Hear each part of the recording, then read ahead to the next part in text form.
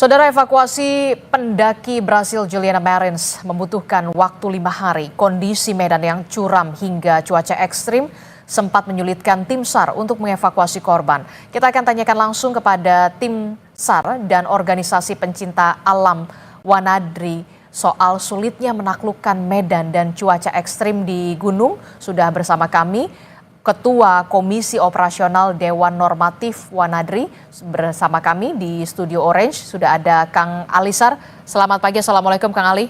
Waalaikumsalam warahmatullahi wabarakatuh. Sehat ya Kang Ali? Alhamdulillah sehat. Kemudian melalui sambungan Zoom kita juga sudah bergabung dengan tim SAR yang ikut mengevakuasi warga negara asing asal Brazil. Sudah ada Mas Herna Hadi Prasetyo. Selamat pagi, Assalamualaikum Mas Tio. Mas Tio, audio masih di mute, bisa di... Oke, baik. Mas Tio, selamat pagi Mas Tio. Pagi. Oke, Mas Tio, kami ucapkan terima kasih pada seluruh tim evakuasi yang sudah bertugas begitu ya sampai akhirnya berhasil mengevakuasi jenazah Juliana Marins di hari kelima. Mas Tio, ini adalah penampilan perdana Anda di televisi. Bisa diceritakan kondisi medan di lokasi jatuhnya korban sejauh ini? Baik, untuk medannya memang sangat ekstrim. Yang pertama kita di holding itu di sejauh 40 meter, 400 meter, kemudian ada teras 1, kemudian teras 2. Jadi kalau kita lihat dari gambar dari drone itu ada seperti flat, miring, lurus, kemudian namun di situ ada lagi ada teras ke-1, ada teras kedua. Oke. Nah, disitulah si korban itu berada di teras yang kedua itu yang kita harus traveling lagi sejauh sekitar 200 lagi. Jadi dari yang tadinya itu kelihatan yang hari pertama, hari kedua itu 200 meter yang pertama, dan itu kita kemarin mencoba lagi untuk turun ke 200 meter lagi seperti itu. Jadi cukup sulit.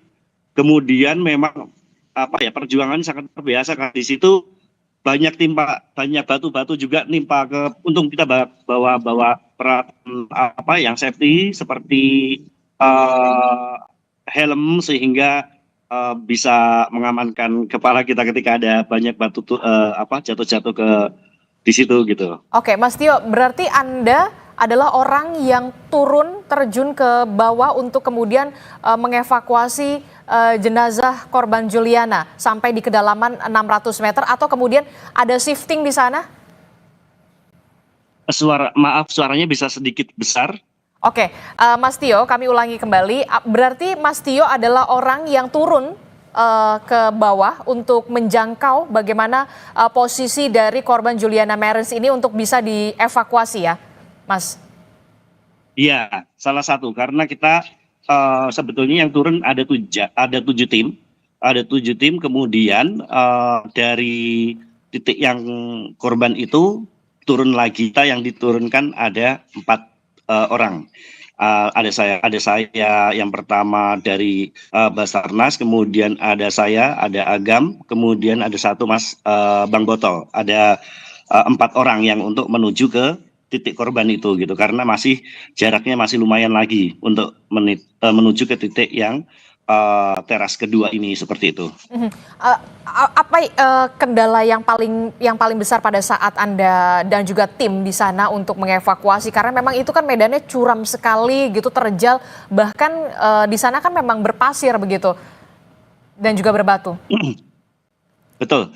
Untuk bagian atas itu batu banyak pasir dan batu lepasan, sehingga apabila kita tidak hati-hati itu bisa juga mengancam nyawa si teman-teman ini, keselamatan teman-teman ini yang evakuasi. Kita harus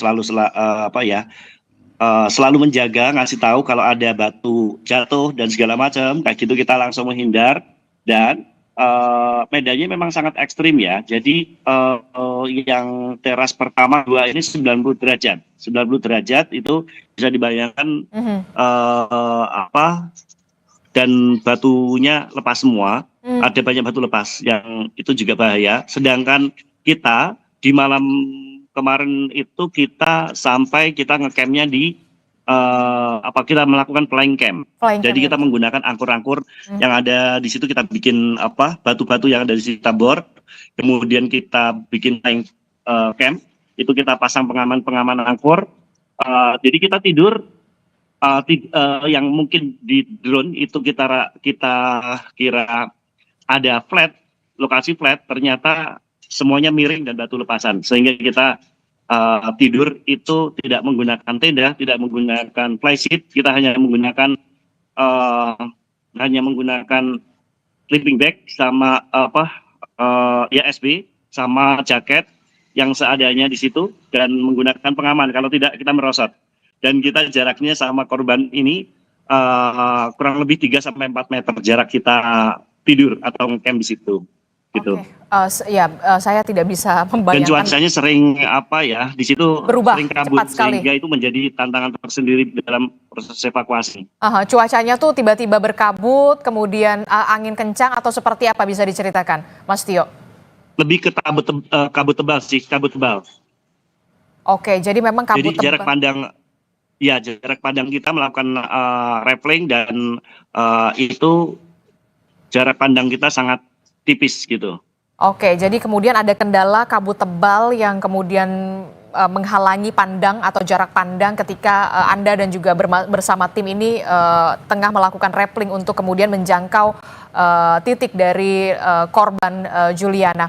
Saya ke Kang Alisar. Kang Alisar, ini kalau kita lihat ya, Gunung Rinjani ini kan ketinggiannya saja 3.726 mdpl begitu, dan jadi salah satu gunung yang banyak sekali diminati oleh wisatawan asing. Selain juga pendaki dari lokal begitu ya, tapi wisatawan asing, pendaki-pendaki profesional juga banyak sekali datang ke sana. Lebih banyak bulenya bahkan kalau ke sana. Nah, apa yang kemudian harus disiapkan sebenarnya? Karena kalau tidak salah, gunung itu kan juga memang ada grade-grade-nya. Standar operasional prosedurnya seperti apa untuk evakuasinya sebenarnya?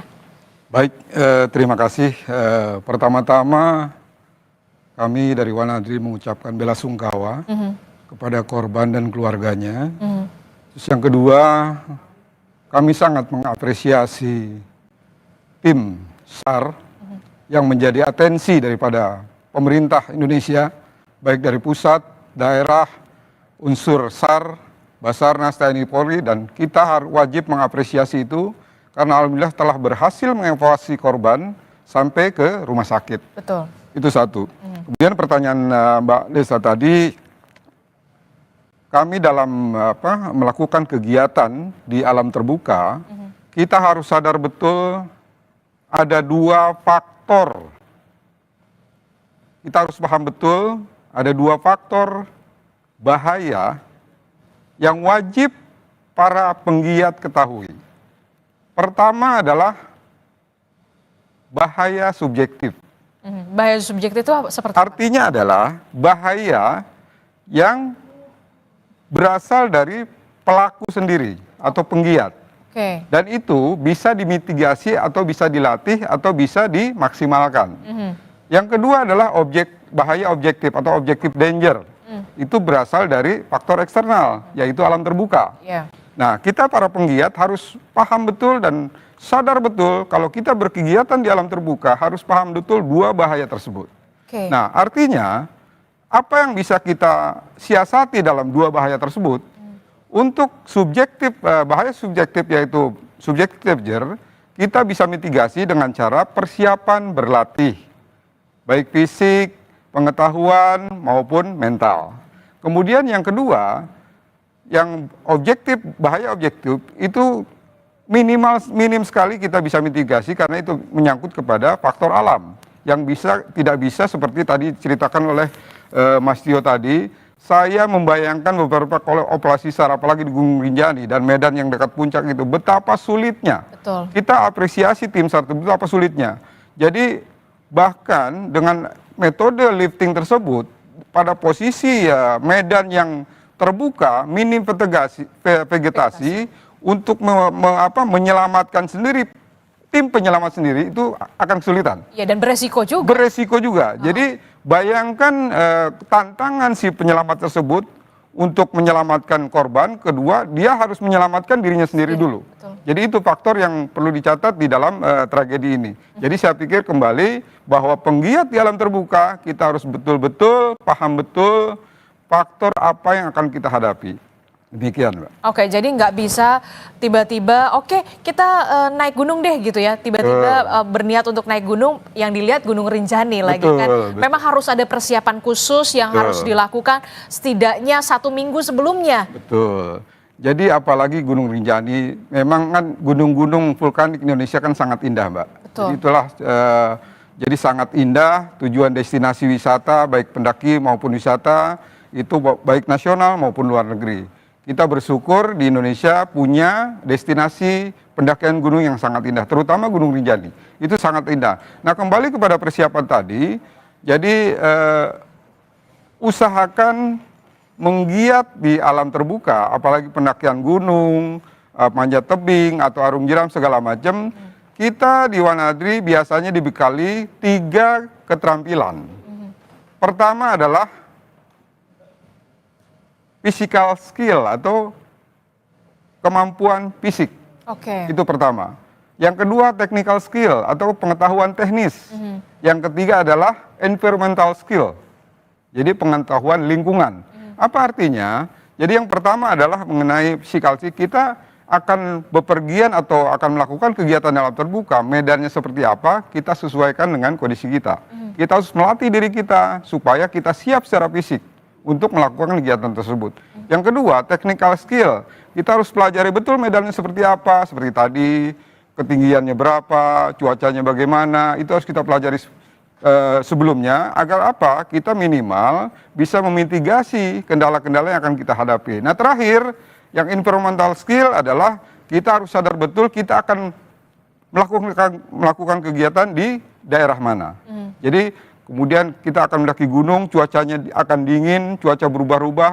Nah, dari hal tersebut, kalau kita pelajari dan kita miliki kemampuan tersebut, minimal kita bisa meminimalisir hal-hal yang tidak diharapkan. Demikian. Oke, jadi memang harus ada skill-skill tertentu. Betul, ya. Kemampuan fisik, kemampuan teknis, dan juga tadi environment ini yang tadi skillnya yang tadi yang harus dipenuhi begitu ya. Betul. Ini kan apa ya, kita lihat ini peristiwa terjadi pada hari Sabtu. Siapa sih yang mau ada peristiwa kecelakaan semacam ini begitu ya? Nggak ada yang mau. Tapi kemudian ini terjadi, kemudian di hari kelima baru bisa berhasil dievakuasi setelah tadi disebutkan oleh Mas Tio, salah satu tim yang juga turun ke bawah begitu ya untuk menjangkau korban dan bahkan sempat ngecamp di sana, melihat bagaimana kondisinya, seperti apa, betapa sulitnya. Tapi kemudian warganet kan kita tahu juga banyak sekali yang menggeruduk begitu ya akun-akun media sosial, bahkan akun media sosial Pak Prabowo yang mengatakan ya ini agak lambat dan segala macam. Nah, apa yang harus dievaluasi dari segi kita, dari sisi internal kita, pemerintah Indonesia, apa yang bisa dievaluasi dari sini, jangan sampai kemudian soal proses evakuasinya ini jadi permasalahan. Standarnya ini harus seperti apa? Baik, sebelum lari kepada pertanyaan tadi, kita harus evaluasi betul bahwa setiap para penggiat maupun para fasilitator harus camkan betul beberapa aspek yang harus diperhatikan. Pertama adalah persiapan. Persiapan pada pelaku dan fasilitator. Oke. Kemudian kedua, aturan main. Ya, aturan main di lokasi itu seperti apa? Itu harus betul-betul diperhatikan. Oke. Dan kedua adalah faktor kondisi alam yang harus diperhatikan, baik bagi pelaku maupun oleh fasilitator. Kemudian yang terakhir adalah yaitu tadi masalah daripada kesiapan pada semua. Nah, terkait pertanyaan Mbak tadi terkait kenapa lambat, yang paling paham adalah pelaku kegiatan dan kedua adalah tim yang berada di sana. Oke. Jadi itu kenapa masalah lambat segala macam, banyak faktor, banyak variabel yang menjadikan kenapa keterlambatan terjadi. Yang paling kalau saya analisa saya adalah faktor cuaca alam yang memang menghambat itu semua. Faktor cuaca dan alam. Betul. Jadi saya pikir fasilitas di Rinjani saya pikir sudah cukup bagus ya, Taman Nasional segala macam saya pikir dari cuma alam itu yang memang tidak bisa kita hadapi dengan gegabah. Oke. Itu seperti ya cuaca berubah-ubah seperti Mas Tio tadi katakan benar sekali, di gunung itu unpredictable cuacanya. Cepat sekali Hari berubah. ini biasa berapa detik bisa berubah. Oke. Itu satu. Kemudian jarak pandang, otomatis tim evakuasi nggak bisa merekomendasikan SOP atau cara evakuasi itu gegabah. Karena dia harus memperhatikan beberapa hal, selain menyelamatkan korban, dia juga harus memperhatikan safety daripada penyelamat itu sendiri. Nah, saya perhatikan kondisi korban jatuh di ketinggian 3.000 ke atas, kemudian dengan jurang 500, itu betapa sulitnya menganalisa medan tersebut. Karena tidak mungkin jarak pandang atau pandangan si korban terlihat langsung. Oke. Walaupun dengan beberapa alat yang diterjunkan, saya pikir dengan faktor ketinggian, medan yang cukup sulit, itulah beberapa hal yang mungkin ya menjadi kendala daripada tim kita untuk melakukan penyelamatan. Oke, Demikian. oke lah. Kita lihat memang cuaca berubah-ubah, ekstrim, kabut tebal, kemudian berpasir dan segala macam. Tapi kemudian yang jadi pertanyaan adalah sebenarnya standar keselamatan di masing-masing gunung ini seperti apa, begitu ya? Kementerian Pariwisata juga seperti apa koordinasinya dengan tim SAR dan segala macam gitu ya, khususnya karena kita tahu wisatawan asing di Gunung Rinjani banyak, Betul. banyak sekali begitu ya. Nah kalau kita mau berkaca di gunung-gunung di luar negeri lainnya yang sudah punya standar keselamatan yang cukup bagus gitu ya. Nah, bagaimana kemudian itu bisa diaplikasikan ke Indonesia? Baik. Jadi kan kita tren mendaki gunung kan terus naik ya Mbak ya di Indonesia ini. Dan pemerintah juga dan penggiat juga terus mengevaluasi hal-hal tersebut. Cuman yaitu tadi ada beberapa faktor yang memang terkendala tergantung situasinya di mana. Jadi memang di luar negeri fasilitatornya memang sudah cukup mumpuni, tapi notabene belum tentu juga mereka terhindar daripada musibah atau celaka. Kembali kepada alam yang akan menentukan kan gitu. Nah evaluasinya ke depan bagi kita, saya pikir koordinasi itu penting. Saya pikir Indonesia sudah punya institusi search and rescue yang cukup bagus dalam hal ini Basarnas. Tinggal bagaimana kita cara mengkoordinasikan lebih baik, mempelajari medannya segala macam, mempersiapkan tim teknisnya, mempersiapkan peralatan yang mendukung, yang mumpuni agar supaya begitu terjadi tragedi itu bisa cepat dilakukan penyelamatan. Jadi kalau menurut Anda perlu ada peningkatan koordinasi antara sektor pariwisata, SAR, BPBD ataupun Basarnas ini yang kemudian harus benar-benar diwujudkan begitu, jangan sampai kejadian sampai berhari-hari ini menjadi pelajaran juga buat kita. Betul, saya pikir koordinasi itu kan sudah cukup dilaksanakan ya. Cuman memang untuk mengambil keputusan evakuasi dalam kondisi medan yang cukup berbahaya, saya pikir itu perlu kajian atau keputusan atau koordinasi yang cukup maksimal agar supaya apa tindakan yang dilakukan tersebut sesuai dengan prosedur yang maksimal. Demikian. Oke, saya ke Mas Tio. Mas Tio masih bergabung bersama Kompas TV, Mas Tio? Iya, masih. Ya, Mas Tio, saya ingin tahu untuk standar keselamatan di Gunung Rinjani sendiri dari yang sudah Anda lakukan di sana, begitu seperti apa sebenarnya? Dari segi peralatan, kemudian tim, begitu ya, seperti apa di sana? Karena ya sedikit sedikit agak miris begitu ketika warganet begitu ramai-ramai menggeruduk begitu media sosial bahkan milik Pak Prabowo yang mengatakan ini kok lambat sekali ya gitu. Apa yang ingin Anda sampaikan sebenarnya? Baik, saya sendiri pendiri atau pegagas shelter emergency di Rinjani ini sudah ada di Pelawangan Sembalun dan ada di Danau. Ini sebetulnya shelter emergency ini juga fungsinya untuk penanganan emergency. Biasanya memang di situ untuk hipotermia, kemudian kecelakaan yang ringan itu biasanya memang langsung dievakuasi di shelter emergency. Kebetulan saya mendesain, kemudian yang shelter emergency ini sebetulnya sudah lama di Rinjani. Kebetulan waktu itu kebetulan saya juga di Jakarta mempersiapkan untuk pelatihan untuk tim Rinjani Squad yang saya bentuk juga, pelatihan terhadap masyarakat maupun untuk para guide untuk menambah kualitas mereka untuk teknik vertical rescue dan segala macam. Memang sebetulnya harusnya tanggal 26 itu saya berangkat dari Jakarta, namun karena kondisi